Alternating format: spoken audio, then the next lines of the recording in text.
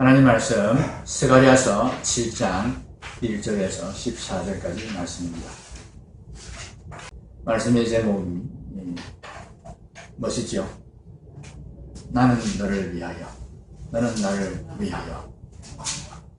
연말에 모여가지고 이거 할 때 위하여 아닙니다. 나는 너를 위하여, 너는 나를 위하여.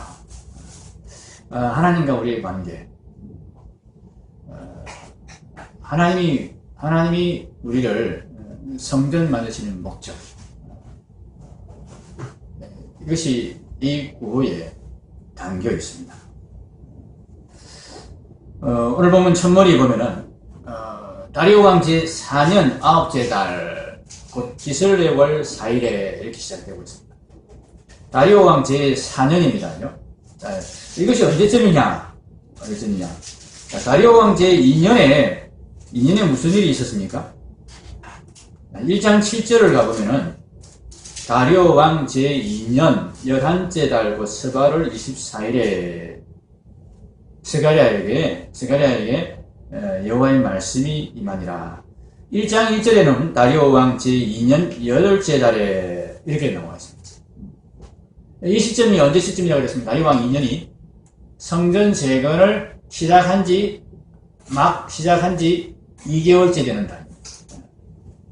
자, 그러면 오늘 보면 7장 1절이 다리오 왕 몇 년입니까? 4년. 그러면 성전 재건이 시작된 지가 얼마 지났습니까? 2년이 지난 겁니다. 다리오 왕 2년 8월에 성전 재건 시작한 지가 이제 2개월 지났던 때니까 지금 다리오 왕 4년 9째 달이면 2년하고도 한 3개월 정도 더 지났지요. 이쯤 되면 성전 공사가 한 2년 3개월 동안 진행됐으면 어떻게 되었겠습니까? 상당히 진척이 됐다는 얘기입니다. 실제로 BC 520년에 성전 공사가 다시 착공이 돼가지고 516년에 완공이 됩니다. 끝이 납니다. 그러니까 지금 BC 518년 8년 9째 달, 그러니까 1년 조금 덜 남은 겁니다. 완공되기까지. 한 1년 남짓 조금 더 지나면 완공이 되는, 1년 몇 개월만 지나면 성전공사가 이제 끝이 나는 그런 시점입니다. 그런 시점에 이제 베델 사람이 이제 제사장들과 선지자들을 통해서 스가랴에게 질문을 한 겁니다. 그 당시 스가랴는 제사장이면서 선지자였기 때문에 하나님께서 스가랴에게 이렇게 말씀을 주시니까 아마 제사장들과 선지자들이 스가랴에게 이 질문을 가지고 와서 하나님 뜻을 물어봐달라 이렇게 부탁한 것 같습니다. 무엇을 질문했습니까? 3절에 이렇게 되어 있습니다. 그죠? 내가 여러 해 동안 행한 대로 5월 중에 울며 근신하리까? 이렇게 물어봤습니다. 이게 무슨 말인가 하니, 이스라엘 백성이 성전을 잃어버린 다음에, 이스라엘 나라를 잃어버린 다음에 70년 동안 바벨론의 포로로 잡혀갔습니다. 그 포로로 잡혀있는 그 동안에 이들이 자기들이 성전을 잃어버리고 나라를 잃어버린 그 애통한 마음을 계속해서 되새기면서 기념하는 달이 있었다는 이야기입니다. 여기서 지금 보면 4월, 5월, 7월, 10월입니다. 이 4월달은 본래 이제 10월달부터 시작하는 거예요. 10월달이 어떤 달이냐 하면은 바벨론 왕 느부갓네살이라는 왕이 이스라엘을 유다를 완전히 멸망시켰는데, 이 10월달에 최초로 이 느부갓네살의 군대가 예루살렘을 꽉 포위를 하는 거예요. 물질 아무도 빠져나가지 못하게 완전 포위를 한 그 시점이 10월입니다. 이제 그때부터 이제 예루살렘 멸망이 그냥 시작이 된 겁니다. 10월 달에 그렇게 포위가 돼가지고 4월에 그 6개월간 이제 갇혀 있었던 거죠. 6개월간 꼼짝도 못하고 갇혀 있었으면 그 고통이 어떻겠습니까?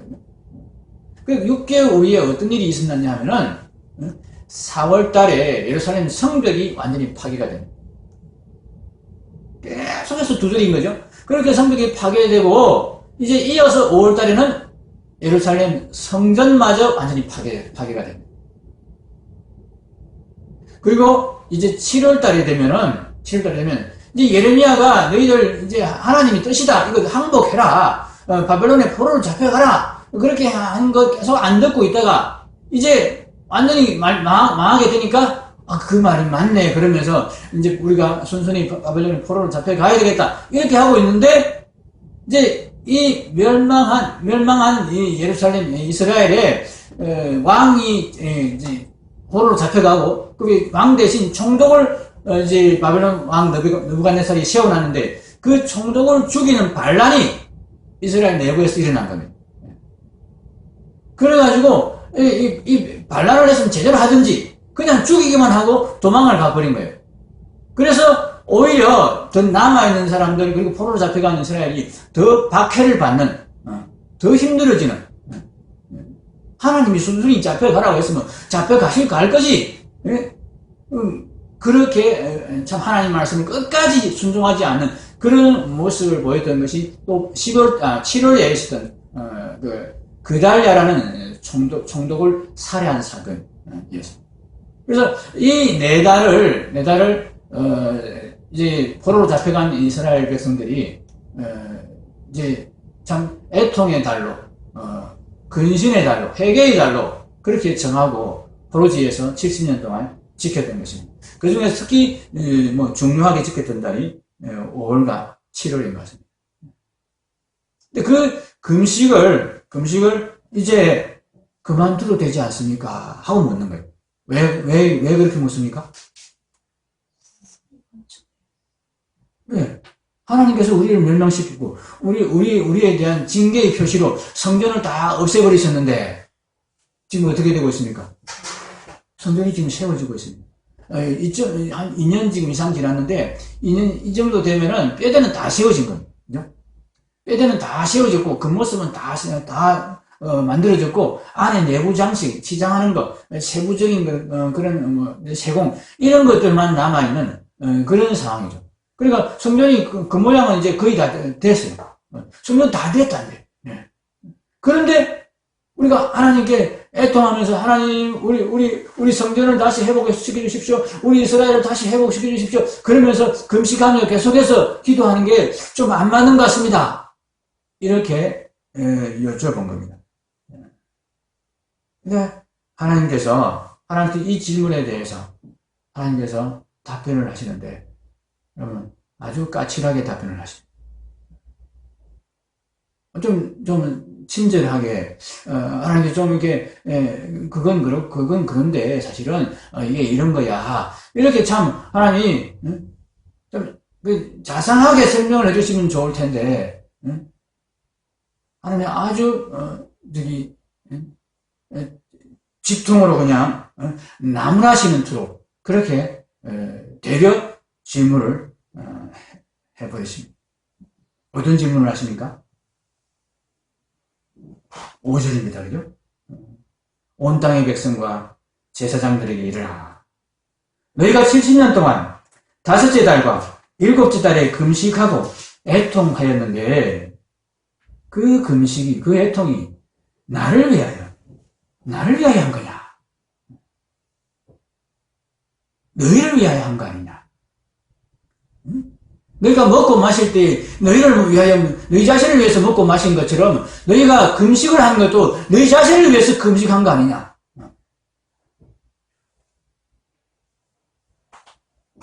그래놓고 지금 성전 세워졌다고 금식 안 해도 된다고 그러는데 너희가 성전하고 도대체 무슨 상관이 있느냐? 이 말씀을 하시는 거예요. 금식은 어떤 의미를 가지고 있습니까? 금식을 한다는 의미. 금식은 하나님 앞에 정말 내가 죄인임을 자각하며 나의 힘으로 나의 노력으로 내가 가진 것으로 내가 살 수 없는 무기력한 존재임을 하나님께 자백하면서 하나님의 은혜가 없이는 내가 살 수 없습니다. 하나님만으로 나는 살아갈 수 있는 존재입니다. 이렇게 고백하며 하나님의 은혜를 구하는 그런 태도가 금식입니다. 근데 금식과 성전이 어떤 관계가 있느냐 하면은, 이 성전은 하나님과 하나님의 백성이 함께 살아가는, 함께 거하는, 함께 살림을 차린 그런 집입니다. 더 좀 실감나게 이야기를 드리자면 하나님과 성도들의 신혼 살림집입니다. 하나님 남편이 되시고 우리는 신부가 되어서 같이 살기로 하는, 같이 살림을 차린 그런 집이 이 성전입니다. 거기에서 이 남편과 아내의 관계는 어떤 관계냐? 에베소서 5장, 6장에서 5장 마지막 부분에서 그렇게 말씀해 주셨습니다. 남편과 아내의 관계에 대해서. 남편은 아내를 위해서 어떻게 합니까? 자기 목숨을 내어주는 그런 관계입니다. 남편은. 아내는 복종하는 관계. 죽기까지, 예수님이 하나님께 복종한 그 죽기까지의 복종을 하는 관계. 이거는 어떤 관계입니까? 서로가 서로에게 전부를 내어주는 관계. 나는 너를 위하여 전부를 내어주마. 너는 나를 위하여 전부를 내어다오. 이 관계가 하나님과 하나님 백성의 관계요. 이 성전에 거하는 이 신혼집으로 만든 이 성전에 거하는 남편과 아내의 관계인 겁니다. 이 관계를 회복하게 해달라고 금식을 네가 했다는데 진짜 금식했느냐? 하나님 그거 물어보시는 거예요. 나는 이 성전을 지으면서 너희에게 나의 전부를 내어주었다. 하나님 우리에게 전부 내어주셨습니까? 믿으십니까? 아멘. 독생자를 내어주셨습니다. 여러분, 만약에 여러분의 집에 하나밖에 없는 아들을 여러분 누군가를 위해서 내어달라고, 목숨을 내어달라고 그러면 내어줄 수 있겠습니까? 차라리 나를 달라고 그러면, 내 목숨을 달라고 그러면 아마 내어줄 수 있을지 몰라도 자식의 목숨을 달라고 그러면 그거는 못할 겁니다. 그만큼 하나님은 우리에게 가장 귀한 것을 내주셨어요. 그러면서 내가 너희에게 내 전부를 내어줬다. 이렇게 하나님은 자신 있게 말씀하시는 거예요. 그런데 너희는 내가 이 성전을 지을 때 나는 내 아들을 너희에게로 내어줄 것을 내가 맹세하면서 성전을 지어준 거다. 너희에게 영원한 왕을 내가 세워주기로 그렇게 맹세하면서 이 성전을 너희에게 지금 세우라고 한 거다. 그런데 너희는 이 성전을 위해서 금식하면서 과연 나에게 전부를 내어놓기로 하나님이 우리에게 전부를 주셨으니 마땅히 나도 하나님께 전부를 드리겠습니다. 그런 마음으로 너희 자신을 다 내어놓는 그런 마음으로 금식을 했던 거냐. 그거 아니지 않느냐. 나를 위해 금식한 게 아니고 너희 자신을 위해서 금식한 거 아니냐. 하나님 우리가 지금 못 살게 되었습니다. 우리가 죽게 생겼습니다. 우리 생명을 구원해 주세요. 우리 안전을 지켜주세요. 내 자식 살려주세요. 내 집 무너지지 않게 다시 찾게 해주세요. 그것 때문에 너희가 울고 불고 금식했던 거 아니냐. 나를 위해 한 거냐. 하나님 그렇게 물으시는 것입니다. 하나님을 위하는 것이 뭡니까? 하나님을 사랑하는 것입니다. 하나님을 내 마음을 다하고 성품을 다하고 뜻을 다하고 힘을 다하여 하나님을 사랑하는 것입니다. 이 하나님을 향한 내 전부를 내어드리는 사랑이 어떻게 실제로 나타납니까? 이웃 사랑으로 나타납니다. 너희가 과연 나를 사랑했더라면 네 자신을 챙기기보다 먼저 내가 사랑하는 네 이웃을 챙겼을 것이다. 그렇게 했느냐? 그렇게 하면서 금식했느냐? 그렇게 물으시는 것입니다. 그래서 8절 이하에 이 말씀을 하시는 거예요. 8절 이하에.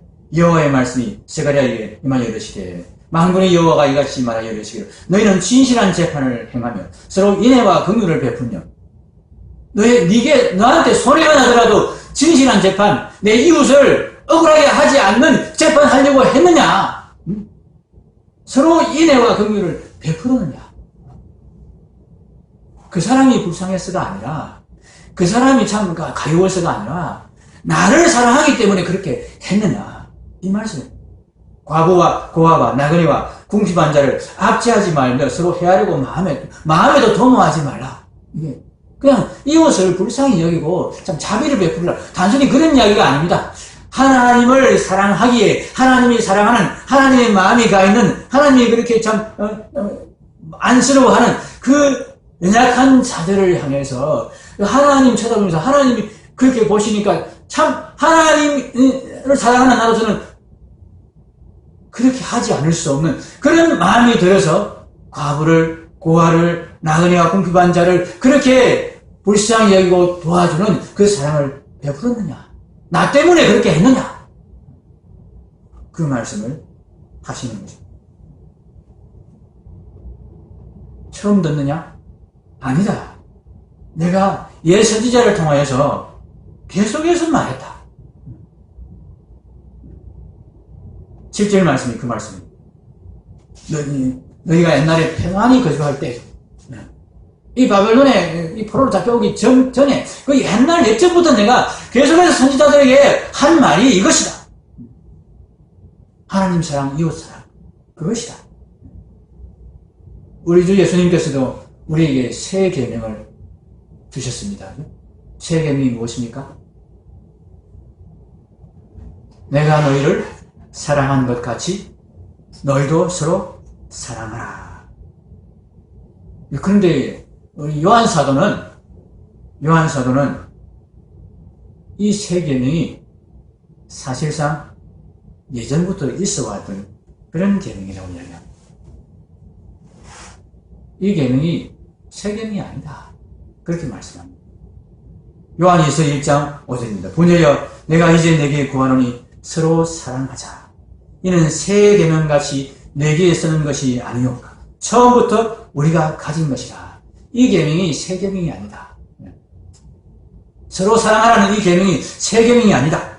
요한일서 2장 7절에서 11절에도 똑같이 말씀하십니다. 사랑하는 자들아 내가 새 계명을 너희에게 쓰는 것이 아니라 너희가 처음부터 가진 옛 계명이니 이렇게 말씀하십니다.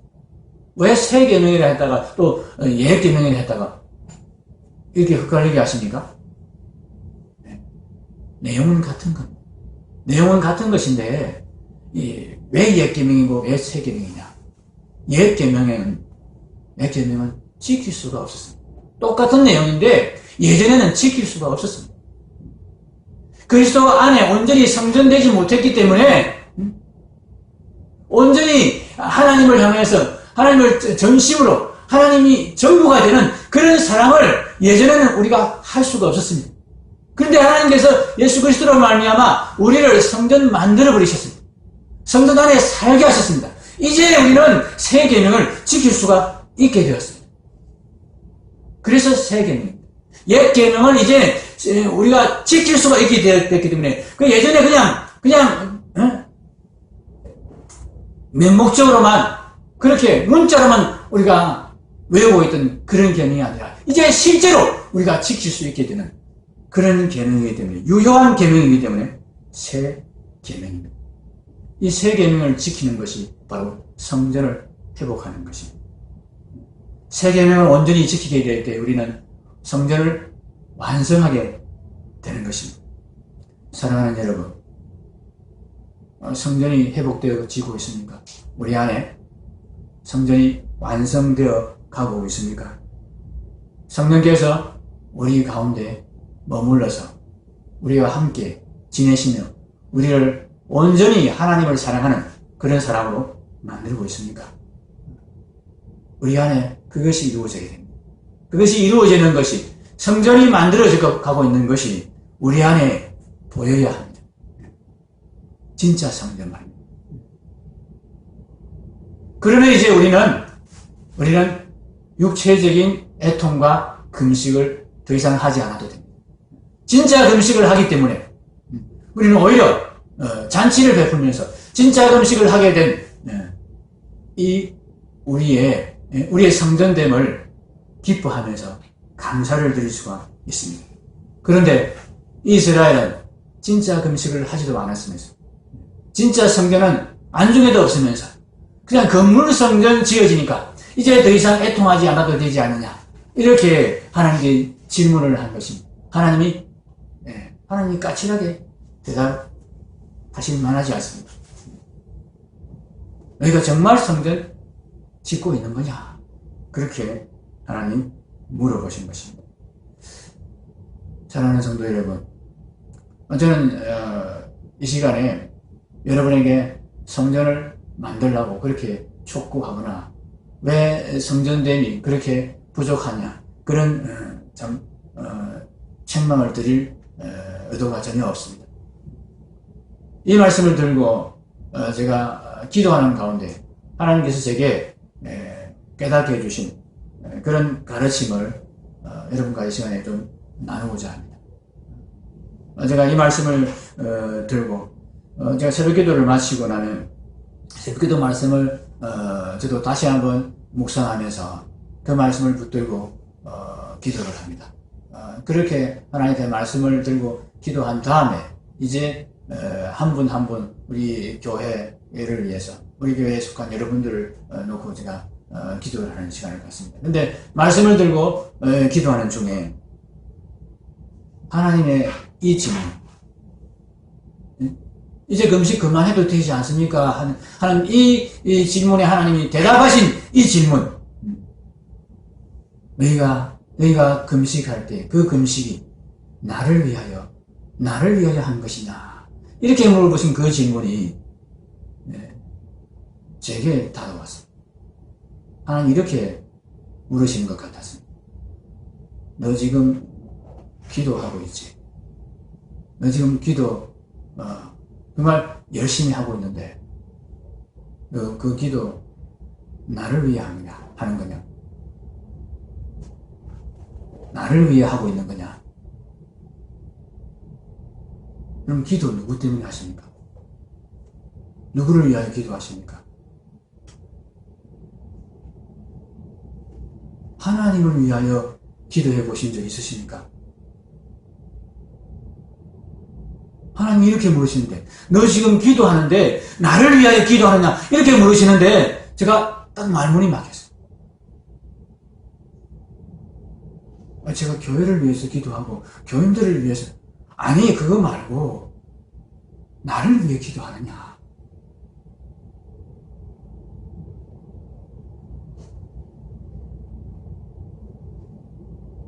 교인들 이름을 불러가면서 한 사람 한 사람 그렇게 참 챙겨가면서 그렇게 기도하는데, 요즘 제가 기도 시간이 좀 늘었습니다.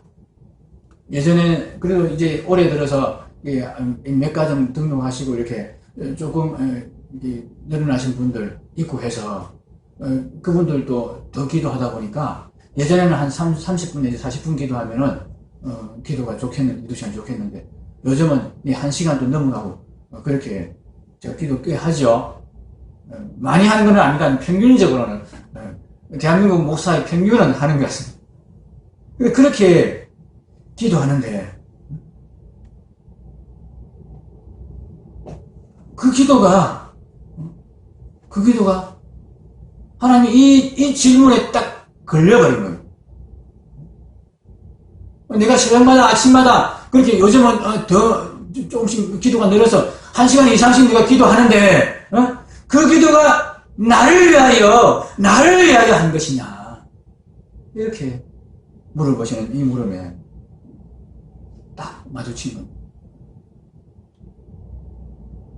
제가 할 수 없이 이실직고했습니다. 제가 하나님 위해서 기도하지 않았느냐. 제가 하나님을 사랑하기 때문에 기도한 게 아니네요.